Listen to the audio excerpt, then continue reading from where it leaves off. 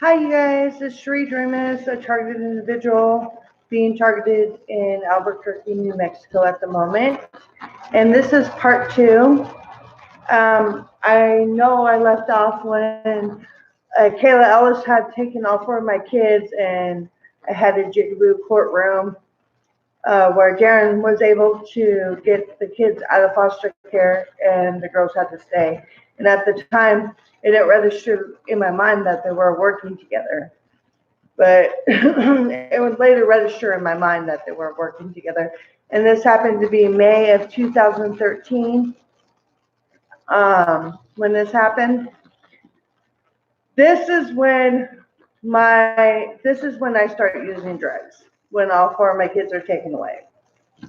This is when she hired a guy named Eli Miller to come in my house and get me to use a needle.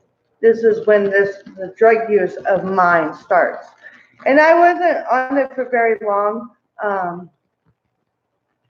just enough to, get me in trouble, I guess. But I wasn't on it for very long.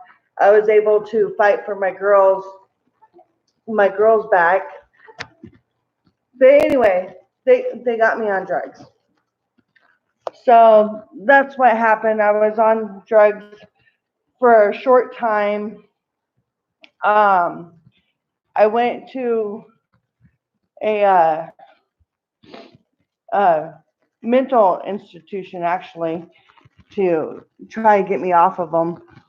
And so that's what I did is I went to there and I got off the drugs and I went to the state hospital and all that because I was losing my mind from losing my kids.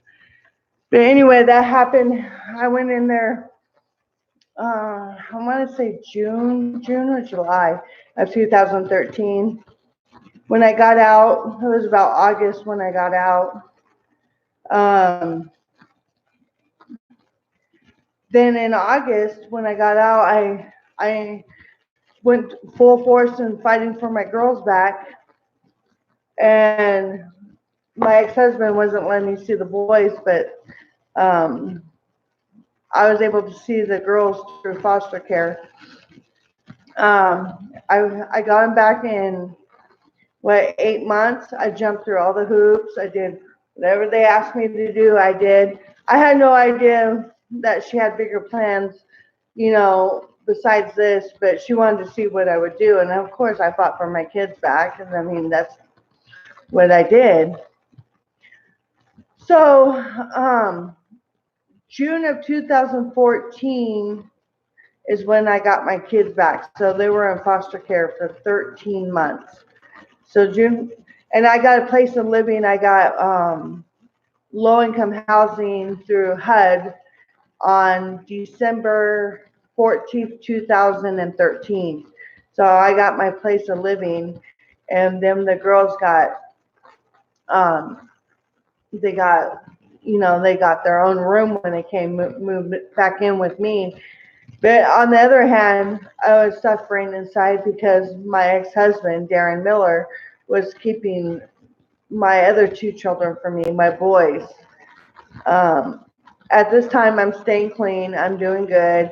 I'm doing all the hoops that I need to do. I'm going to all these classes that she suggests, which were rigged and perp. I had a perp counselor. I had a good counselor at first, and they're like, "Do you want to see a woman?" Having no idea she was a perp at first. So they gave me a suggestion to see this other person that was a perp. And here I am pouring my soul out to a freaking perp. This is how they were trying to gather more data for me. But anyway, I fought for the girls back. Everything was going great. Um, I was on a downslide because Darren wouldn't let me see the boys.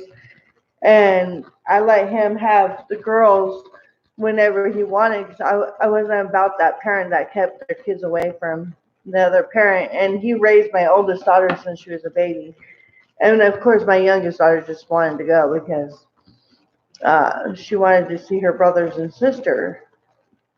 And so he was keeping them for me. And on Christmas Day of 2015, I relapsed.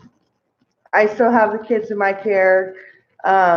This is all planned, all set up to get me to relapse. Remind you, because he was supposed to bring those kids on Christmas Day. I had a Christmas meal, I had a Christmas everything going on for them, and he kept all four of my kids from me, and they wouldn't do nothing about it. So on on Christmas Day 2015, I relapsed, and I don't know I'm a TI yet. I don't know when it's going to go over yet. It's going to go over in a few months from that time on. I ended up not finishing off my community service. So the next day, when he finally let me have the boys and the girls and stuff, the next day I went to jail. So I only got to spend a few hours with them. So this is all planned because I didn't do my community service. And this guy goes, let's go out. And I didn't want to go out. I wanted to stay with my kids. And he's like, why don't you, he's talked me into it. So he talked me into going out, which was the worst mistake because I had a warrant out for my arrest. I don't know why they didn't come to my house, why they did it this way. I mean, it wasn't like I was hiding. But anyway, I had a warrant because I didn't do no community service. And so I went and spent 5 days in jail. That was the longest time I've ever spent in jail, is 5 days. But anyway, in 2016, after having the girls for 2.5 years, my targeting goes overt. It goes nuts. I lose my girls during this time because I couldn't even focus on taking care of them if I wanted to because it was so crazy. It was like cars running and trying to hit me. They were breaking into my house. I have pictures of them vandalizing my house. I have pictures of them running into my house. I have the actual pictures of this. I have some pictures of the holograms that they were taking. It just went insane. I didn't have no idea what it was. And I was sitting there fighting for fighting for my life. I just remember fighting for my life, and that's how it was. Now, what was I gonna say? Now I ended up getting pregnant by a perp at this time. They caused me to have a really bad miscarriage where I lost a lot of blood during this time. I lost 3 pints of blood, and they stole all my food stamps and all my food out of my house. So I was starving on top of it. And I remember the CPS worker. Oh yeah, I forgot to tell you guys this. The CPS worker that was in Benoit County and Shoshone County, and I moved to Kootenai County, had followed me all the way to Kootenai County to stalk me. Don't tell me this bitch didn't targeted me. She's been after me every time I moved to a different county in Idaho. She followed me in each county. So now I'm in Kootenai County fighting for the girls, and I won. But she decides she's going to work in Kootenai County now. And when I would go on outings with me and my children, I would see this bitch there, the CPS worker. She would be at the river, the lake, or at the church, or wherever I was, she was there. I didn't understand why she was there, but she would be there. She had every intention to target me. But anyway, after I had that miscarriage, she comes into my apartment and she goes, Cherie, how come you haven't cleaned up all this blood yet? I could barely even get off the couch. And I'm like, is this bitch really insulting me right now? I can't even get off the couch alone to clean up all the blood that they caused from the miscarriage. And so she goes, maybe you should see an ambulance. Okay, well, she calls the ambulance, trying to act like she's the good person now. The ambulance comes and they're like, well, your blood pressure's fine, which is probably a lie. Now I think about it, it's probably a lie. They were, trying to let me just die there, losing all that blood. They were just want me to have my life ended, and that's how it was. But anyway, so I didn't go to the hospital because if they sent me home, you guys, I was too weak to walk. I couldn't walk home, and they already took all my vehicles from me. I didn't have a vehicle one in my name because of what they've done already. I just wanted to sleep. I had this god awful headache from losing all that blood. I was so hungry from them stealing my food stamps and all the food out of my house. And I was in a town where they didn't even have food banks. And I mean, they might have, because it's not really a big town. It's just under like 20,000 people. It's really a small town, and I only moved there to get away from that CPS worker, and she the one that targeted me.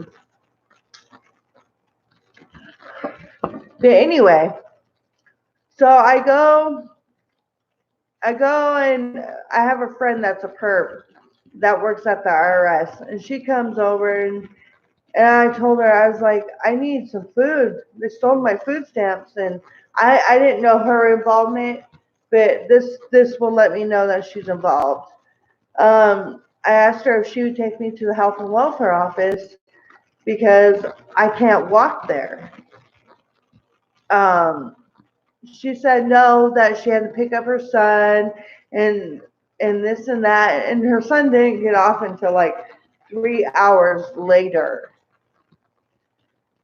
And I was thinking, what is wrong? Why wasn't she helping me? Why isn't she helping me? And then when she let me use her phone, because I was too traumatized to use my own phone for help, I called the health and welfare office and I gave them my social security number, and they're like, oh, you have to go down in person because we don't have that social security number on file, not knowing that they could redirect calls at the time. And I was like, oh, that's a little strange. So, and I couldn't walk. So this was on a Monday morning. On Wednesday, I decided, this is 2016. I can't remember. I just remember Monday 2016, and it was in the end of April. On April 29th, that's when it is, April 29th, I decided I was going to walk down there, 2016. I was going to walk to the food stamp place and get them to stop using my food stamps because he has stole them. Well, when I get down there, when I try to walk down there, I collapse on the side of the road. And guess who picks me up? The CPS worker who targeted me. She didn't want me to report that. She decided that I should finally go to the hospital. But, she wasn't really forceful about me going to the hospital 2 days prior. She didn't give a fuck. She wanted me to clean up the blood off my floor. But she takes me to the hospital, and she's telling my OBGYN why, I don't think he's involved. But she's telling him that I need to be admitted to the fucking mental hospital over a miscarriage that they caused. And yes, I knew that they caused it, and I told my OBGYN they caused it. And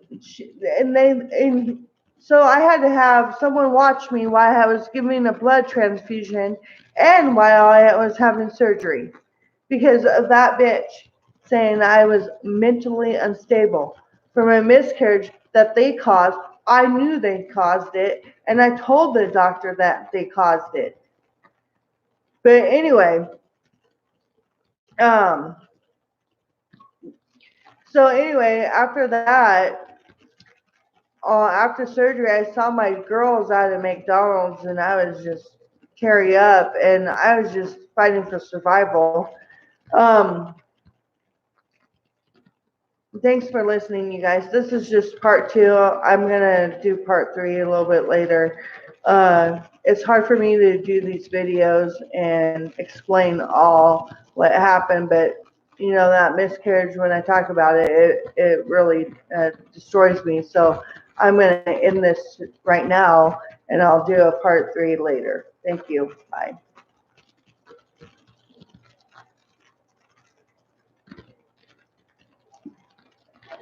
Oh, oh, no.